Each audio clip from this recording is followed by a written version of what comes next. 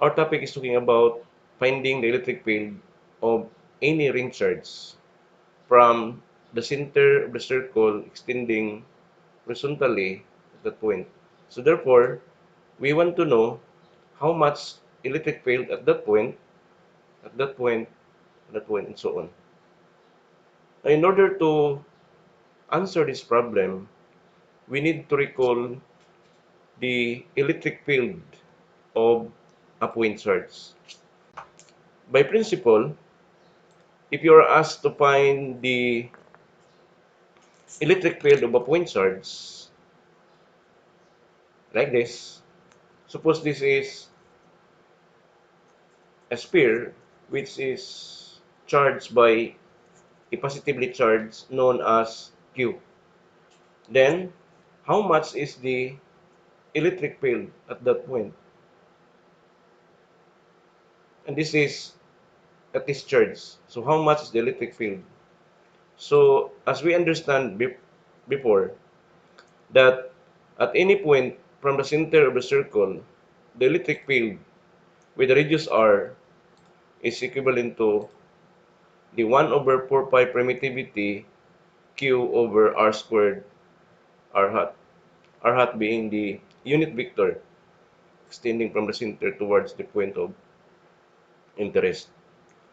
So, therefore, if the charge is given as q, then given the distance from the center, then we can always find the electric field at any point of that of this charge distribution depending on the r. So this is to substitute this formula, substituting q here while r is 1 and the direction is r hat.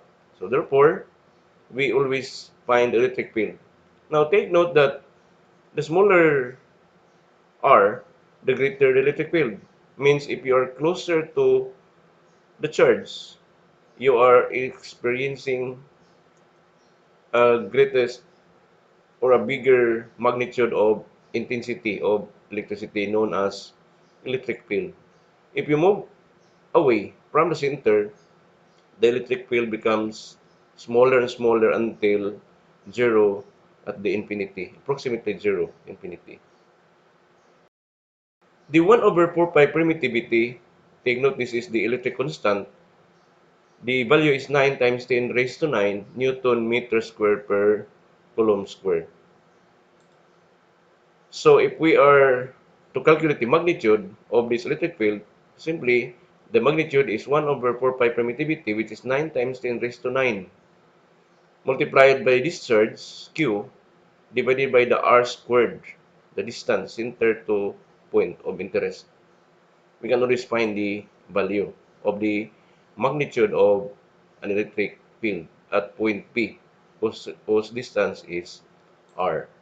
The question is, the formula we obtain from the point charge is applicable to a ring charge whose radius is a from the center and extending horizontally at point P x. So, what is the electric field at point P? Can we use the formula for which means that can we use the 1 E is equal to 1 over 4 pi permittivity Q over R squared? The answer is no, you cannot.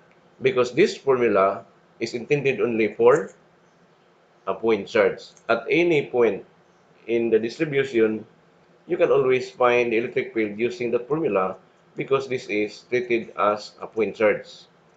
But the ring charge is not a point charge. So the question is, how much is the electric field at point P? So this will be our task, finding the electric field at a distance perpendicular from the diameter from the plane of the circle of the ring, one dimension x, So how much is the electric field? So to answer this, we need to consider a very, very small strip of the ring, which means that we will consider an infinitesimal charge. The charge is Q. The charge is Q. But this Q cannot be used to the formula in the point charge because this is not a point charge. So in order to use this point charge principle, we need to cut a very, very small strip of our ring. So this red color is as infinitesimal charge. Call this as dq because dq means a very, very small charge. So if this is a very, very small charge, then we can treat this as a point charge. So if this is point charge and we are looking for how much is the electric field at this point, then we can use this formula. But take note, you are finding the electric field at this point charge only, and this is dq. So therefore, all we need to do is to find a distance from that dq towards the point P because this distance is known as the r. So in other words, this is now a point charge dq with a radius r from dq towards the point P, then we can find the electric field. So, therefore, we can treat this as a point charge and use this formula. But take note, if you substitute dq in this formula, then you are using the infinitesimal value. So, the result of the electric field must be an infinitesimal value also. So, therefore, instead of E, this will becomes dE is equal to 1 over 4 pi permittivity, which is the electric constant, or let us say K. And this is 9 times 10 raised to 9. Then dq is our point charge, and r, which is this one, from the infinitesimal charge towards P, is our r. And it happens to be the hypotenuse of this triangle, side A and side X. And this is 90 degrees. So therefore, if given A and given X, then we can always find the value of r. Okay? So therefore, this is now treated as a point charge. Take note that this differential electric field is in line with the radius. So therefore, we only calculated the amount of the electric field at that point due to this very, very small charge called dq. Now, since this electric field, infinitesimal electric field, is not along x nor along y, so therefore, we can always consider this as in terms of its component. Okay, now, the dq, which is this one, has a length of ds. ds means the infinitesimal arc length of the circle, meaning it is a segment of the length of the circle. So it is actually quite curved, but because a very, very small, then we can treat this as a straight line. So a very, very small arc length is ds, and this is the entire is the infinitesimal charge. So the question is, how much is dq? Because we want dq to replace in this formula. We want r squared. R squared is nothing to worry because this is the hypotenuse of this right triangle. So what is dq? Now, we cannot use this q because take note, q is the charge of the entire ring. So the question is, what is dq? And take note, dq is the infinitesimal charge. So therefore, we cannot use Q as the charge because Q is the charge of the entire ring, and this is only part of the ring. So therefore, we need to express dq in terms of the linear charge density, lambda, which has a unit of coulomb per meter. So the linear charge density is the charge per length of the ring. It is very important to use the linear charge density in order to obtain the value of dq, which is the infinitesimal charge. So what is a linear charge density in this case? If this is charged with q whose radius a, how much is the linear charge density? To answer is, since this is a linear charge density and this is the charge per meter, so therefore we must divide the total charge, this is the total charge of the ring, the total charge of the ring by the length of this ring. The length of this ring. So what is the length of this ring? This is the arc length. So meaning, if you cut this one, this is the circumference of the ring. So what is the length of the circumference? If the radius is a, so in mathematics, the circumference is 2 pi radius, and our radius is a. So therefore, the length of this ring is 2 pi a. So therefore, the linear charge density is simply as the charge of the ring total divided by 2 pi a. So this is the linear charge density. So what is now the linear charge density as a function of dq? Which means if I will use dq instead of q, so therefore you have to divide the dq by ds. So if you divide dq by ds, still that is the linear charge density because dq has a unit of charge and ds is a unit of meter. So therefore, the resulting unit is charge per distance, or this is coulomb per meter. So these are the two values for the linear charge density. So if we take the diagonal product of this equation, the result is dq is equal to linear charge density times ds, the infinitesimal length of the ring.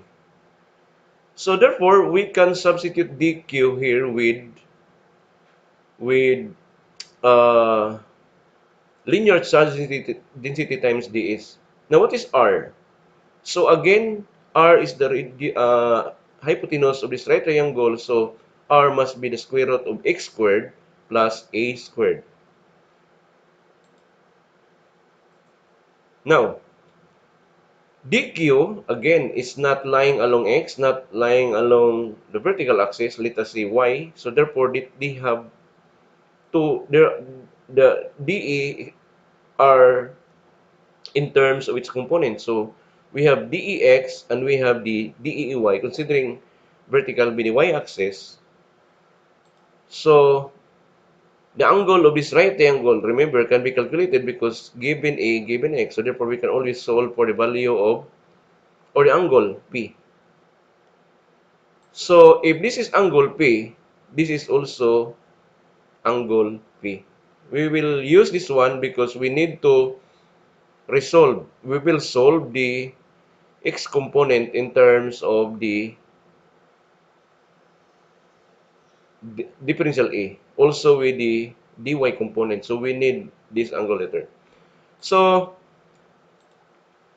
therefore, expressing the differential electric field at point representing dA or dA vector is the vector sum of its components, so the dEx plus dEy. Now, dEx and dEy are vectors because the component of vectors are always vectors. So therefore, what is dEx in terms of the unit vector? It is equivalent to dEx I hat. I hat being the unit vector assigned to the x, and it should be positive because it is going to the right, plus the magnitude of the component of electric field, differential electric field along the y component multiplied by negative j hat. Negative j hat because we assume that upward is positive, so downward is negative. So in order to find the electric field at point P, we need to solve for this component. We need to find dEx and dEy.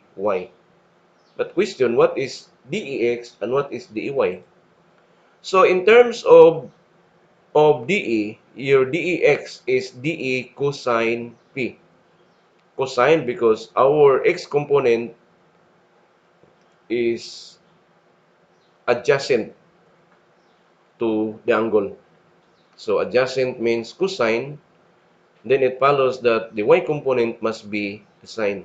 So we need the value of dx so that it will be substituted here, and we need the value of dey for this value. So take note that why is it that dey is negative in this case? Because the infinitesimal charge is located upward. So therefore, the electric field is inclined in the direction here in the fourth quadrant. So therefore, the x component is positive while the y component is negative. So therefore, this is downward. Now, we are about to find the total electric field. So not just only for this infinitesimal value. We need to apply the principle of integration in order to move this infinitesimal charge throughout the ring. So we will run this charge from here towards this point. So what will be the result? If this infinitesimal charge runs towards the ring, so at this point, the y component is positive, while the x component is also positive. When it continuously moving towards the length, if if if this infinitesimal charge is above the ring, then dy is negative and dx are always positive. But if this infinitesimal charge will locate at this point, then this dEy is moving upward, while Ex is the same direction. The dEx does not change its direction, but the dEy will keep on moving.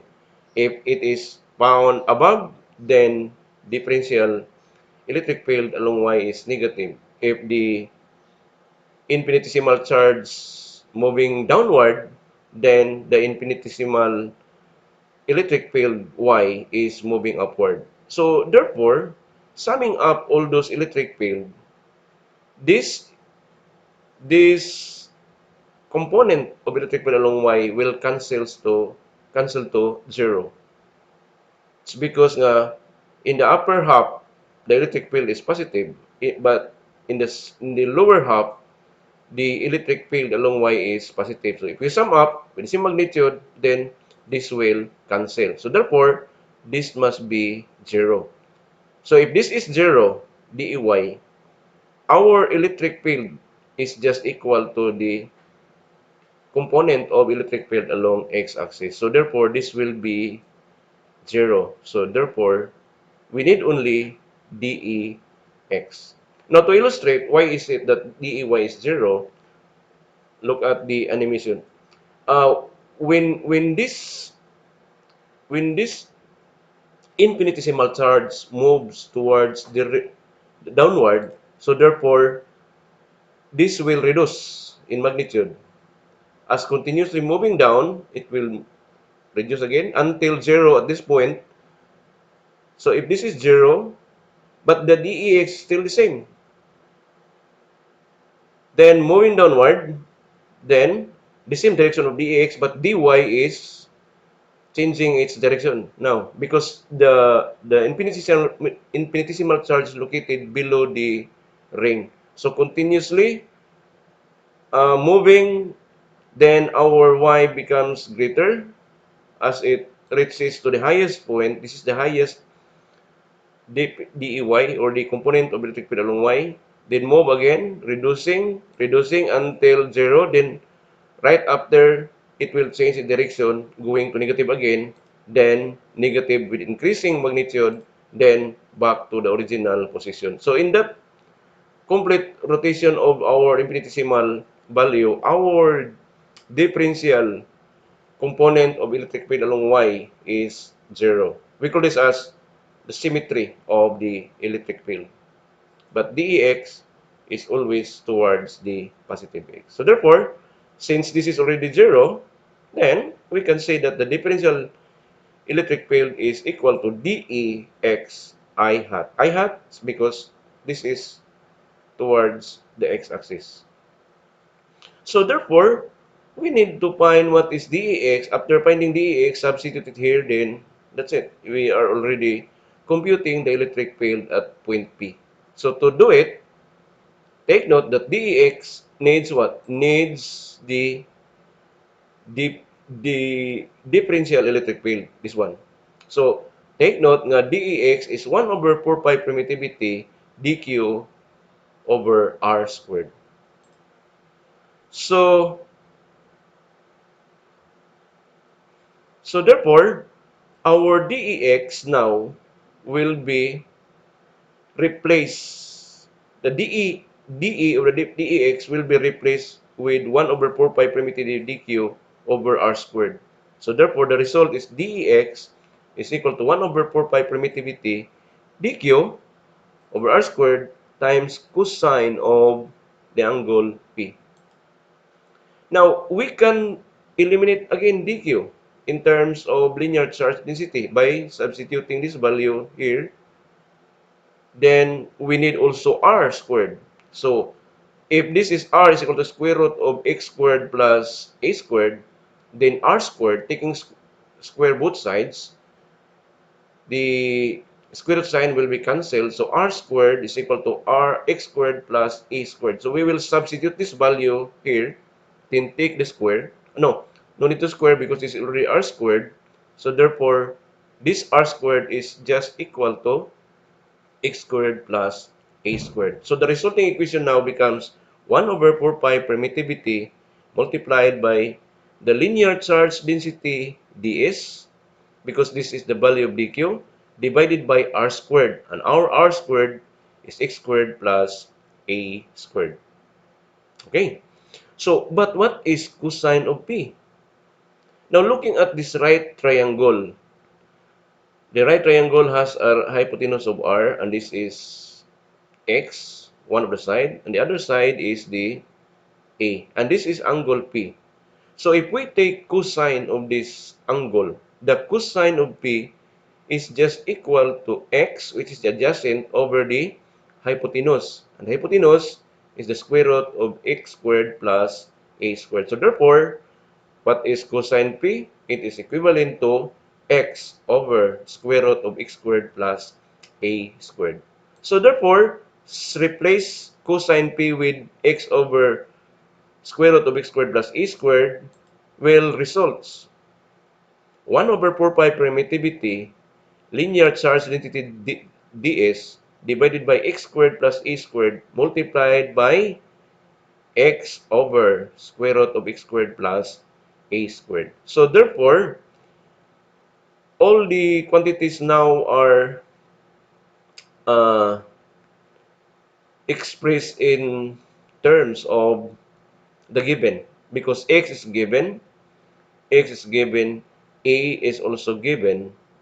The only unknown, or we can always find, because we don't know what is d is, and take note that linear charge density is q over 2 pi a. So nothing to worry with the linear charge density because we already calculated, because q is given and a is given. So we always find the value of the linear charge. ds is the infinitesimal value. So this is a kind of differential equation. So what will you do with differential equation? By the way, what x squared plus a squared, the square root sign means raised to 1 half. Raised to 1 half. So therefore, this x squared plus a squared raised to 1, and this is x squared plus a squared raised to 1 half. So meaning we can combine these two factors by adding their exponents. So we will add 1 plus 1 half. The result is 3 half. So therefore, we can reduce this one, the 1 over 4 pi permittivity, linear charge density, x, because this is x, multiplied by the infinitesimal length of the ring, divided by the x squared plus a squared quantity raised to 3 halves. The 3 halves is the result after adding 1 plus 1 half. Okay. So, we have now the differential equation. So replacing the linear charge density with Q over 2 pi A, then we have the electric constant multiplied by Qx, because this is Q, and X is this one, divided by, or D times ds, divided by this 2 pi A is the denominator of the linear charge density. And this x squared plus a squared is raised to 3 halves is the uh, previous na to my equation. So therefore, we already have this value. Okay, so whatever value here will be put at that. Now this is in terms of vector. So if you are asked what is the magnitude of the electric field, this is simply as the electric field as a whole is electric field x component multiplied by the I hat. The I hat again is going to the positive direction. So therefore, we will find the solution of this differential equation. So in order to find the solution, in order to solve for ax, and that ex will be substituted here, then that's it. That's the answer. So all we need to do is to take the integral of this differential, because this is a kind of differential equation. So therefore, integrating both sides, then this will becomes ex after integrating, and And in the other side, the limit should be from 0 to 2 pi a. Why is it that this is 2 pi a? Because this is the length of ds. Take note, ds is the infinitesimal length of the ring. If this is the ring, this is the ring, and this is the ds. So what is the length of the ring? So this is the circumference. So that the circumference is 2 pi, the radius. Our radius is a. So therefore, this should be the length of the ring. This should be the length of the ring. And this one is our ds. So we will run this infinitesimal ds up to the end point. So we will start at 0 and we will end up with 2 pi a. This is 2 pi a. So the limit should be 2 from 0 to 2 pi a coming from the ring.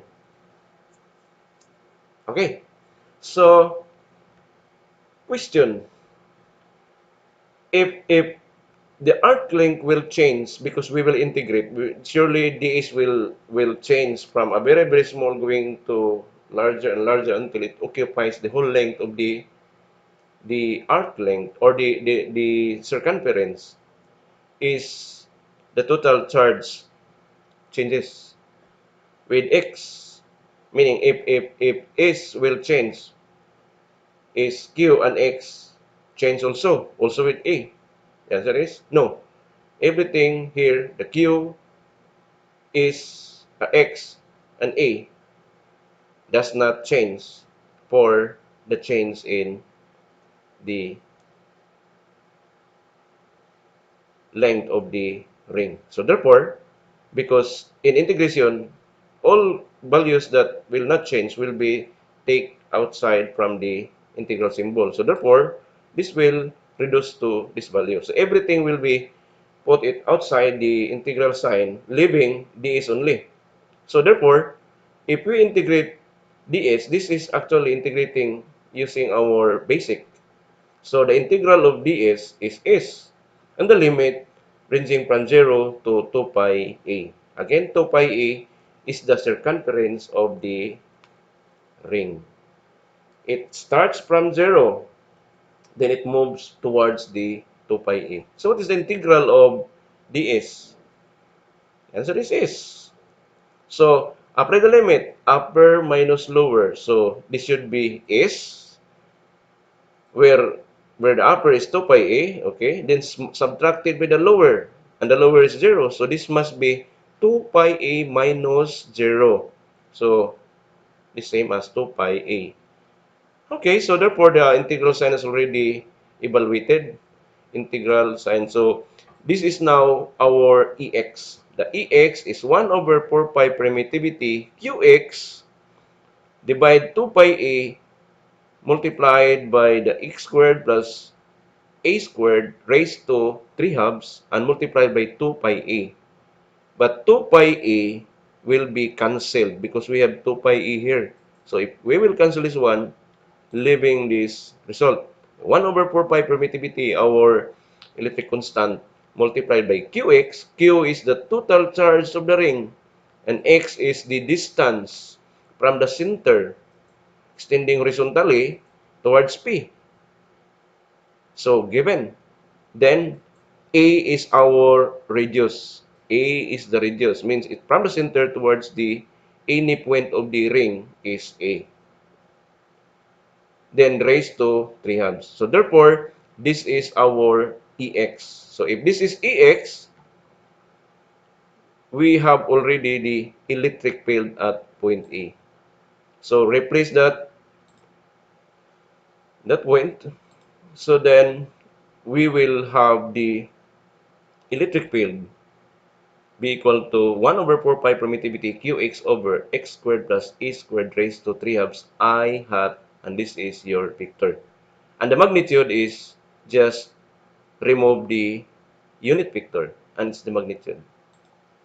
So we have 1 over 4 pi permittivity Qx over x squared plus a squared raised to 3 halves. So what will happen if x will keep on increasing larger and larger? The electric field becomes smaller because this is inversely proportional, because second degree found in the denominator and this is only first degree. So therefore, the greater the distance, the smaller the electric field.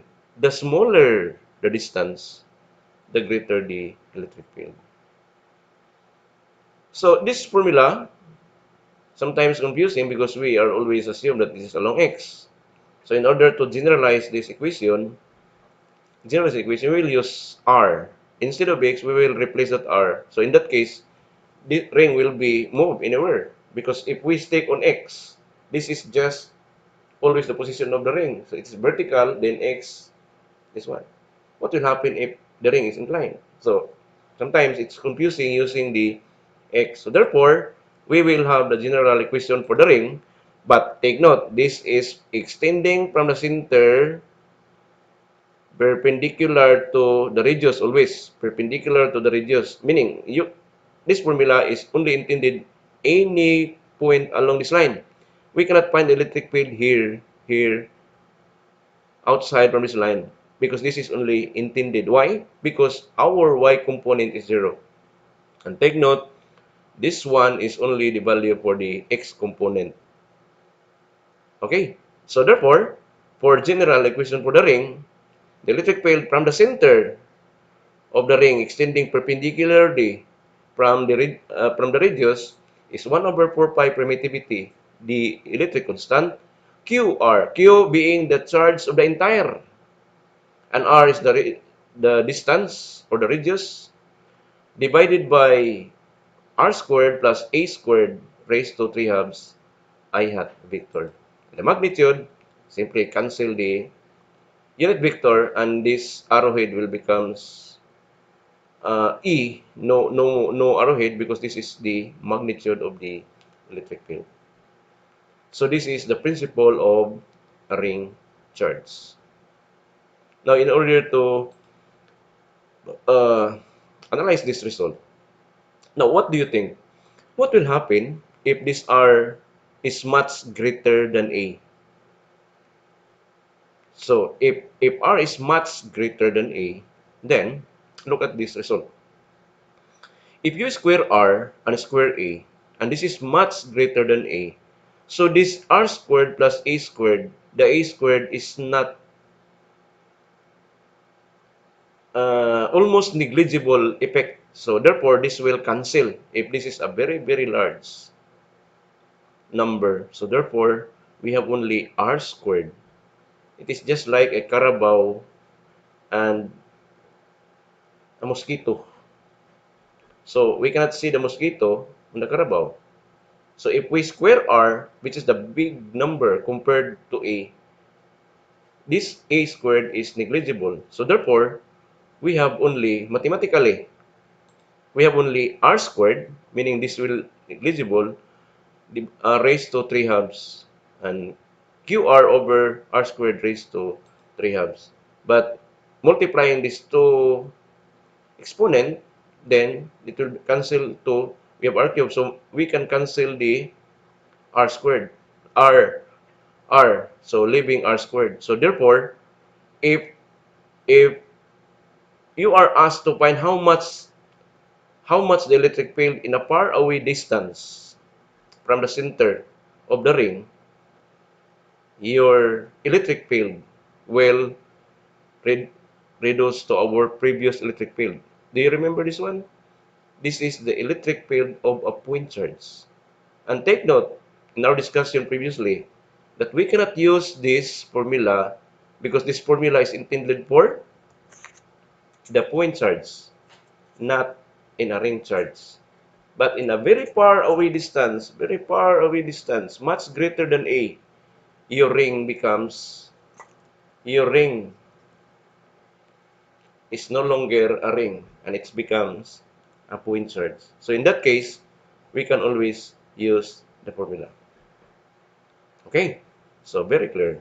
Now, we call this as the electric field of the point charge. So in order to exercise our knowledge in finding the electric field of ring charge, here is the problem. A ring-shaped conductor with radius A, take note, with radius A, 2.5 centimeters, so it is A, has a total positive charge. So this is the total positive charge Q, spreading on the entire length of the ring. Uniformly distribute around it. This is the figure. The center of the ring is at the origin. So this is the center of the ring at the origin of coordinate 0. So therefore, the R is one of the axis and A is because they are perpendicular at point P. Question: what is the electric field, magnitude and direction of point P, which is on the radius at R is equal to R axis? This is R axis, 40 centimeter. So, how much is the electric field? So, in this question, this problem becomes easily solved. Why? Because we had already deriving the formula. So, all you need to do is to recall the formula. Take note, 1 over 4 pi permittivity, and take note this is 9 times 10 raised to 9 Newton meter square per coulomb square. The electric constant, Q is given, R is the radius, which is happens to be 40 centimeters, divided by R squared plus A squared. A squared is given, or A is given, 2.5. So simplifying, substituting all those values, and take note that the units must be consistent. So in calculation, the 9 times 10 raised to 9, the unit is Newton meter square per coulomb squared. So this is in SI. So everything should be expressed in terms of SI. Now, the 0.125, has a unit of nano-coulomb, and the SI is coulomb. So meaning we have to replace nano, convert that to coulomb. But in 1 nanocoulomb, there are 10 raised to negative 9 coulomb. So therefore, all you need to do is to multiply the 0.125. Just multiply it by 10 raised to negative 9. That's it. You are already converting the nanocoulomb into a coulomb unit in SI. So, multiplied by R, and R is 40 centimeters. So, centimeter is not SI. So, convert that into SI. So, simply multiply it by 10 raised to negative 2. Why? Because in 1 centimeter, there are 10 raised to negative 2 meter. Or in 1 meter, there are 100 centimeters. 100 is 10 raised to 2. Move it up, it will become negative. So therefore, very simple conversion occurs if you know the prefix, because the prefix of centimeter is negative 2, while the exponent of the prefix in is negative 9 for nano. For micro, negative 6. But in this case, our charge is nano, so we use 9. So divided by R again, 40, multiply it by 10 raised to negative 2 for centimeter, 2.5 for A. So multiply it by 10 raised to negative 2, then square it, combine everything, then raise to 3 halves. Use your calculator, then the result is 6.99 Newton per coulomb. Very simple solution. Why? Because we have a very simple formula. If you forgot this formula, then you have to derive this formula. Okay? So, the electric field vector now, using the magnitude and direction, the magnitude is 6.99. The direction is in the direction of R. Call that as R hat. If it is lying along X, say it I hat. If it is extending towards the Y, positive, use positive Y, positive hat, positive J hat. Downward, negative K hat. If it is moving towards the Z axis, okay, use K hat for the positive, and negative K hat for a negative. That's all. Thank you.